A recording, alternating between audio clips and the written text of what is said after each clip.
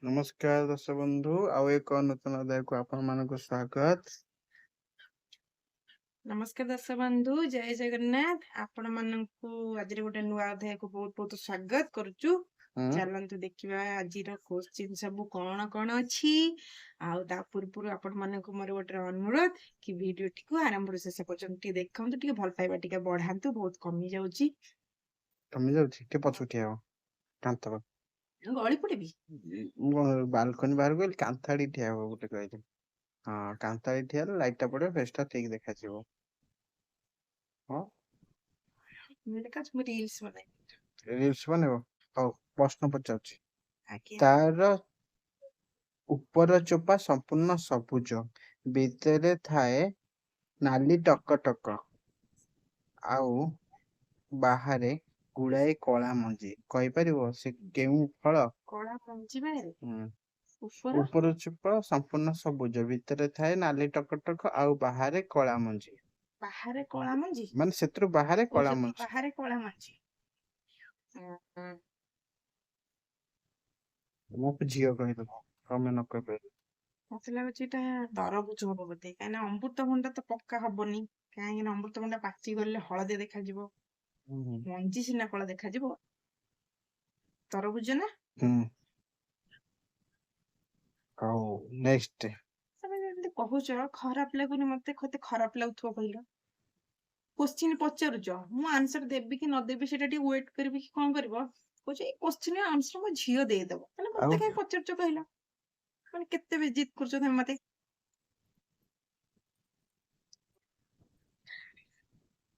ଚୁପ୍ ହେଇଗଲେ। ଆରେ ପଚାର, କୋଶ୍ଚିନ୍ ପଚାର, ମୋ କଥାରେ ଚୁପ୍ ହେଇଗଲେ। ନେକ୍ସଟ ପ୍ରଶ୍ନ। ତାର ଗୋଟେ ବଡ ପେଟ ଅଛି, ତା ପେଟରେ ଚାଉଳ ଆଉ ପାଣି ପଶେ, ସେ ଚୁଲି ଉପରେ ବସିଥାଏ, କଣ? ହାଣ୍ଡି। ଭାତ ହାଣ୍ଡି। ମାଟି ଏଟା ହାଣ୍ଡି ହବ, ସମସ୍ତେ କହିଦେବେ ନାଇଁ। ରସ ହାଣ୍ଡି ହବ, ପିତ୍ତଳ ହାଣ୍ଡି ହବ, ଷ୍ଟିଲ ହାଣ୍ଡି ହବ, ନନଷ୍ଟିକ ହାଣ୍ଡି ହବ। ଗୋଟେ ଛୋଟ ପିଲାଟା କହିପାରିବ, କେତେ ବଡ ହେଇଗଲା। ନେକ୍ସଟ।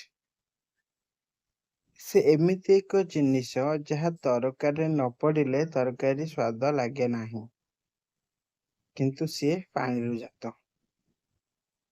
ପାଣିରୁ ଜାତ, ତରକାରୀ ବିନା ତରକାରୀ କଣ ତା ବିନା ତରକାରୀ ଟେଷ୍ଟ ନାହିଁ। ହଁ। ନା। ଲୁଣ।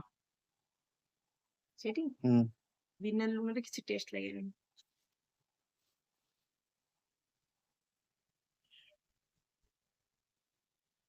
ନେକ୍ସଟ। ସେ ପଳେଇଛି ଆଉ ରହିବ କଣ? କଣ? ନାଇଁ ଭୁଲ, ତମ ମୁହଁ ଟା ବେଳେ ବେଳେ ଠିକ ଆଉଛି, ବେଳେ ବେଳେ ପୁରା ଏମିତି ଜଳି ହେଲେ ଠିକ ଯାଉଛି। ଆସୁଛି। ହଁ, ବେଳେ ବେଳେ ଜଳି ଯାଉଛି। ମୁଁ ଜଳି ଯାଉଛି ଆଉ ଦେଖିଲା। ଓଡିଶା ରୋଷେଇ ଘରେ ବ୍ୟବହାର ହେଉଥିବା ସେ କେଉଁ ଧାତୁର ବାସନ ଯେଉଁଥିରେ ପଖାଳ ଭାତ ଖାଇଲେ ଶରୀର ସୁସ୍ଥ ରହେ? ପଖାଳ ଖାଇଲେ ନା, ପଖାଳ ଖାଇଲେ ପିତ୍ତଳ ଜିନିଷ ହେଇଥିବ, ନହେଲେ ମାଟି ଜିନିଷ ହେଇଥିବ। ମାଟିରେ କଣ ମାଟିରେ ପଖାଳ ତ କେହି ଖାଆନ୍ତି? ପଖାଳ ଖାଇବା ମୁଁ ଦେଖିନି। ପିତ୍ତଳ କଂସା। ହୁଁ। ହଁ, ପିତ୍ତଳ କଂସାରେ ଖାଇଲେ ଭଲ। ରୋଗମୁକ୍ତ। ଯିଏ ପିତ୍ତଳ ବାସନ, ସମ୍ପୂର୍ଣ୍ଣ ପିତ୍ତଳ ବାସନ ବି ୟୁଜ କରୁଥିବ, ତାଙ୍କର କିଛି ରୋଗ ହିଁ ନଥିବ। ହୁଁ। ଚାଳ ଘର ଥିଲା ଯେତେ ସେତେବେଳେ ଆଉ। ଭେରାଇଟିରେ ବାହାରୁଛି, ଯେତେ ଷ୍ଟାଇଲ ବାସନ ବାହାରିବ, ଲୋକମାନଙ୍କର ଆୟୁଷ ସେତେ କମି କମିକି ଯିବ। ସତ କଥା ନାଇଁ? ହୁଁ। ଦେଖିବା ସୁନ୍ଦର। ହଉ, ଯାହାର ଯାହା ପସନ୍ଦ। ହଉ। ଗଛରେ ଫଳେ ଲମ୍ବା ଲମ୍ବା, ହୁଁ। ସୋରିଷ ଦେଇ ଭାଜିଲେ ଲାଗେ ମଜା। ଏଇ ଲମ୍ବା ଲମ୍ବା ଫଳେ। ହୁଁ। ଗଛରେ ଫଳେ ଲମ୍ବା ଲମ୍ବା, ଅମୃତଭଣ୍ଡା। ସୋରିଷ ଦେଇ ଭାଜିଲେ ଲାଗେ ମଜା। ଅମୃତଭଣ୍ଡା। ଲମ୍ବା ଲମ୍ବା କଣ ଅମୃତଭଣ୍ଡା? ସେ ପୁରା ଲମ୍ବାରେ ବି ଲମ୍ବା, ଅମୃତଭଣ୍ଡା ଅଛି। ଲମ୍ବା ଲମ୍ବା କାଠି। ସଜନା ଛୁଇଁ, ସଜନା ଛୁଇଁ। ହୁଁ। ଏଛୁ କଣ ସୋରିଷ ଦେଇ କେତେଟା ପ୍ରଶ୍ନ ହେଲା? 5, 1, 2, 3, 4, 5ଟା। ନାଇଁ, 5ଟା ହେଇନଥିବ ତ। ହଉ, ଆଉ ଗୋଟେ ପଚାରି ଦଉଛି। ଆମେ ତାକୁ କ୍ଷୀରରୁ ବାହାର କରୁ, ତା ରଙ୍ଗ ସମ୍ପୂର୍ଣ୍ଣ ହଳଦିଆ, ଆଉ ତାକୁ ଭାତରେ ପକାଇଲେ ଅପୂର୍ବ ବାସନା ଆସେ। ଏଟା ଯିଏ ମାନେ ସେ କହିଦବ। ଘିଅ। ଗୁଆ ଘିଅ। ଗୁଆ ଘିଅ। ହଉ, କଣ ଗୋଟେ ଗୀତ ନାଇଁ? ଆଁ ସେଇବା କଣ ସେଇ ଅରୁଆ ସାଙ୍ଗକୁ କଣ ଗୋଟେ, ସେଇ ଗୀତ ଗୁଡା ମୋର ମନେ ରହିବନି ହଉ ନା। ମୁଁ ପକେଇଦେବି। ପକେଇଦବ। ଗୀତ ନା ବା କପିରାଇଟ୍ ଲାଗିବ।